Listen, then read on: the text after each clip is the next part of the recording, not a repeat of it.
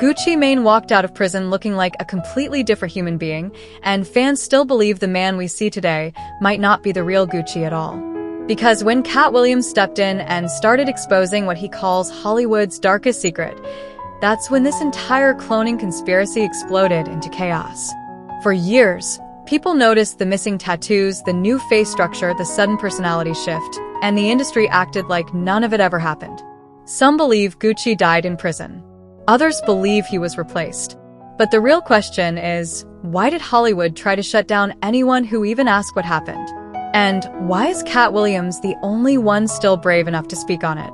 Tonight, we break down the clone theory, the cover-up, and the truth Hollywood hoped you would ignore. Before the clone rumors ever went viral, Gucci Mane had already built a reputation as one of the most unpredictable, raw, and chaotic forces in hip-hop. The old Gucci was wild, heavy, violent, constantly in trouble, and battling addiction. Everyone knew it. He knew it. The industry knew it. So when he got locked up in 2014, nobody expected him to come out looking like a runway model with $1 million smile and the discipline of a Navy SEAL. But the moment he walked out of prison, slim, shredded, smiling, suddenly positive, suddenly healthy, fans said something fell off. This wasn't the same man. It wasn't the same energy. It wasn't the same voice. The transformation was too perfect, too fast, too clean. And that's when the internet exploded with the question, is this really Gucci Mane, or did something happen to him inside? Clips went viral comparing his old face to his new one. Side-by-side photos showed missing tattoos. His old slurred speech was suddenly crisp and clear, and fans started saying the word nobody ever expected to hear in hip-hop: clone. But the real madness started when people noticed something even stranger. Gucci's entire personality had changed, almost overnight. He was calm, controlled, corporate. The complete opposite of the man who once called himself the East Atlanta Monster. And while fans kept asking questions, the industry did everything it could to pretend nothing was happening. Until Katt Williams stepped in and said the quiet part out loud. Katt Williams didn't just join the Gucci Mane clone conversation, he ignited it. For years, Katt has been the one comedian who refuses to play by Hollywood's rules. He's the only one who talks openly about secret contracts, industry replacements, and celebrities being turned into controlled versions of themselves. So when he mentioned Gucci Mane in one of his stand-up sets, the internet lost its mind. Because Katt wasn't laughing. He wasn't joking. He was warning. Katt said, "These people ain't who you think they are. Hollywood knows how to replace you if you don't obey." And suddenly, the cloning rumors didn't feel like internet trolling anymore. They felt like a pattern. Because every time a celebrity came out of rehab or prison or a long disappearance, looking magically healthier, smiling more, and acting like a whole new person, Katt hinted that it wasn't just a comeback, it was a reprogramming. And when fans compared that idea to Gucci Mane's transformation, the theory exploded. If Hollywood can replace actors, if Hollywood can silence whistleblowers, if Hollywood can rebuild a celebrity from the ground up, then why would Gucci be any different? Katt didn't say Gucci was cloned. He said the industry has the power to make anyone look like anyone, act like anyone, and obey everyone. And once Katt started dropping these hints, people started looking back at Gucci's transformation with a whole new level of suspicion. To understand why the clone theory refuses to die, you have to look at the transformation itself, because Gucci Mane didn't just glow up. He came out of prison looking like a brand new person. Let's break it down. Before prison, Gucci was heavy, swollen, tired, and chaotic. His speech was slurred, his face was puffy, his behavior was unpredictable. He battled addiction, anger, and constant legal trouble. Every photo, every interview, every performance showed a man fighting demons he could barely control. But the after was something nobody was prepared for. The new Gucci was lean, ripped, smiling, calm, polished. The tattoos that once covered his face? Some looked lighter. Some looked faded. Some looked gone. Fans compared old interviews to new ones and noticed his voice had changed. Cleaner, smoother, clearer. His mannerisms were different. His walk was different. Even the shape of his face and jawline didn't match the man we saw before. People said, "That's not weight loss. That's a whole different human." Others pointed out how fast the transformation happened. Months, not years. Too fast for nature. Too perfect for coincidence. And then came the biggest red flag. Gucci's entire personality flipped. The aggression disappeared. The chaos disappeared. The addictions disappeared. And suddenly he became focused, disciplined, smiling, clean-cut, motivational, almost like he'd been rewritten. Even longtime fans started asking, how do you come out of prison mentally, physically, spiritually upgraded when prison destroys most people? On social media, memes turned into theories. Theories turned into debates. And debates turned into a full-blown belief that Gucci wasn't just transformed, he was replaced. When Gucci stepped back into the spotlight, the internet did what it always does, it lost its mind. Fans flooded social media with split-screen photos comparing the old Gucci to the new one. Some were joking, but others were dead serious. Comments like, "That ain't Gucci, that's a whole NPC.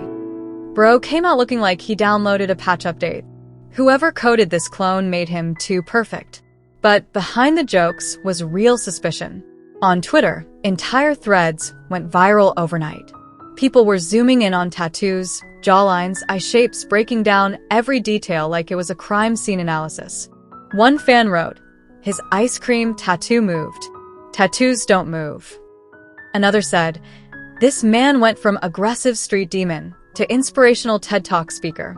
That's not growth. That's a replacement." Conspiracy pages started posting timelines. Influencers made reaction videos. Reddit forums collected every clip, every interview, every before and after image. And the comments kept getting louder. "This isn't the same soul. He looks like Gucci, but he ain't Gucci. Where is the real one?" Then celebrities jumped in. Rappers, bloggers, comedians, everyone had a theory. Some laughed it off. Some hinted that the industry does things the public isn't ready for. And some said nothing at all, which made people even more suspicious. The entire internet had one question. If this really is the same Gucci, then why does everything about him feel so different? And that's when the whispers turned into full-blown panic, because the so-called Gucci clone wasn't just a meme anymore. It was becoming a cultural phenomenon. To understand the clone conspiracy, you have to look at the timeline, because Gucci didn't just magically change. His downfall happened like a setup. It all started in 2013, the year everything spiraled out of control. Gucci hopped on Twitter and crashed out on the entire industry. No filter, no fear, no alliances, no PR team. He dragged Nicki Minaj, Drake, Waka Flocka, Yo Gotti, Tyga, and even Birdman. Nobody was safe. People thought it was drugs. Some thought it was stress. Others believed it was a man breaking mentally under pressure. But insiders say this was the moment Gucci became a problem. A liability. A voice the industry could no longer control. And right after the Twitter meltdown, the arrest started. He smashed a champagne bottle over a man's head in a club. He got arrested again for threatening strangers in traffic. He resisted arrest. He fought officers. The media painted him as a monster spiraling out of control. Then came the sentence, 3 years in federal prison. But here's where things get strange. Gucci didn't serve all 3. He only served 2, and during those 2 years, everything about him allegedly changed. According to conspiracy theorists, this was the window where the replacement happened. They claim he was isolated, monitored, evaluated, and eventually eliminated. Then replaced by a manufactured version, a controlled, profitable, obedient Gucci who wouldn't lash out, wouldn't expose industry secrets, and wouldn't jeopardize billion-dollar partnerships. And the timing makes people suspicious because his meltdown was public, his arrest was sudden, his transformation was rapid, and his comeback was perfect. Too perfect. Some believe the industry saw an opportunity, a chaotic rapper who was becoming unpredictable, and used prison as the perfect cover story. Because as people online keep saying, it's easy to replace somebody the world believes is already broken. And when Gucci walked out of prison with a new body, a new face, a new voice, and a new personality, the clone rumors didn't just grow, they exploded. The clone rumors went from internet jokes to terrifying possibilities when people who actually knew Gucci started speaking out. And that's when everything got darker. First came Mac Breezy, Gucci's ex-girlfriend. A woman who knew him personally, who traveled with him, who lived that chaotic lifestyle right beside him. When she finally spoke, she didn't sugarcoat anything. She said the man walking around today is not the Gucci she knew. She described seeing him after prison and feeling something was wrong, not different, gone. Mac said his eyes were empty. His energy was hollow. His personality didn't match. She said he looked like Gucci, but there was no soul in him. That statement alone shook the internet, but then it got worse. Because she also claimed Gucci died in prison and was replaced before he came home. According to her, the man we see today is a perfect version, programmed to be clean, calm, controlled, and profitable. And she wasn't the only one talking. Another insider, Mickey, accused Gucci's wife, Keisha Kaur, of being his handler. Not his partner, not his soulmate, but the person assigned to keep him sedated, controlled, and in line. She said Keisha was chosen by powerful people in the industry, paid to keep Gucci quiet, clean, and controlled. She even went as far as calling out industry elites and media figures for being part of a system that replaces and manipulates celebs when they start spiraling out of their control. Her words weren't random. They were specific, aggressive, and confident. She said, "Y'all keep playing with me. I know the truth. They replaced him. That is not the man I knew." Screenshots, tweets, accusations, they all started resurfacing. And the disturbing part? None of these people walked back their claims. None apologized. None said they were lying. They stood by it. And fans noticed something else. Gucci never addressed them. He denied the clone rumors publicly, but he never confronted the people who actually knew him and said this wasn't the real him. That silence only added gasoline to the fire. Because when the people closest to you say you're not who you used to be, the world starts asking, who or what are you now? The clone rumors were already wild, but everything exploded when Katt Williams stepped into the conversation. Because Katt isn't just a comedian, he's the one celebrity who actually says the things everyone else is scared to say. And when he talked about cloning on that viral podcast, he didn't laugh. He didn't dodge the questions. He didn't say that's ridiculous like every other Hollywood star does. He leaned in. He stared the host in the face and said, "Let's start with the real question. Is cloning going on?" "Yeah, it is." That moment sent shockwaves online. Katt explained that cloning didn't start with humans. It began with animals, pets, livestock, experiments the public already knows about. Then he said the part that froze everyone. Once they figured out how to manipulate a brain-dead clone, everything changed. He hinted that Hollywood and the elite intentionally keep people ignorant, because if the public doesn't believe cloning is possible, they can hide it in plain sight. Katt didn't name Gucci. He didn't need to. The timing of his interview, the questions he answered, the way he described replacements in the industry, fans put the pieces together instantly. He talked about how celebrities who become uncontrollable get replaced with versions the industry can manage. Versions that look like them, sound like them, but aren't them. He said, if somebody becomes a problem, they don't argue with them. They replace them. Millions of people replayed that clip and connected it directly to Gucci's story. Because Gucci wasn't just a rapper with legal trouble, he was unpredictable, explosive, untamed. The type of artist the industry sees as dangerous to the machine. And Katt's explanation matched the timeline perfectly. A meltdown, a disappearance, a dramatic transformation, a calm, controlled comeback. Katt exposed how the system works, and fans immediately said, he's talking about Gucci, without saying Gucci. The internet blew up. Clips went viral. People who never believed in clones started asking questions. Questions the industry hoped nobody would ever ask. Because once Katt Williams said it out loud, the entire Gucci Mane clone theory went from crazy conspiracy to something people couldn't ignore anymore. With the internet drowning in clone theories, Gucci Mane finally stepped forward to address it. But instead of calming people down, his response made the conversation even louder. Gucci didn't deny the physical changes. He didn't deny the personality shift. He didn't deny the transformation. He simply said, "I just grew. I became a different person."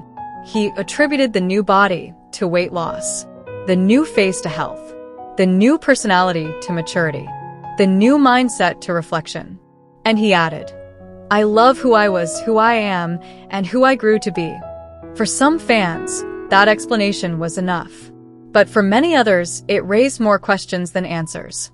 Because people pointed out that growth doesn't change your bone structure, alter your voice, fade tattoos, rewrite your temperament, reset your entire emotional system, replace a lifetime of habits overnight. Fans said the statement sounded too calm, too perfect, too media polished. And then came the biggest red flag. Gucci didn't address Mac Breezy, didn't address Mickey, and didn't address anyone who claimed the man walking around isn't the real him. He ignored every insider accusation, choosing only to address the public narrative, not the personal ones.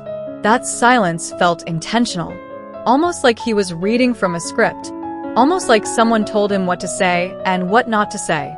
One fan wrote, "This sounds like something a PR-trained clone would say."